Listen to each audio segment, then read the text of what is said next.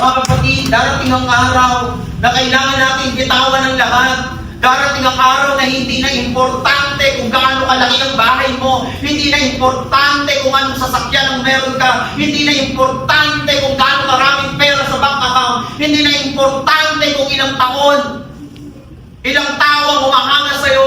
Darating ang araw na ang lahat ng earthly treasures natin ay iiwanan natin. At sa araw na yon, ang tanong ay hindi kung gaano makayaman. Ang tanong, saan nakalagay ang puso mo? Kaya habang may panahon ka pa, habang may buhay ka pa, habang may lakas ka pa, habang may pagkakataon ka pa, piliin mo si Jesus. Choose Jesus.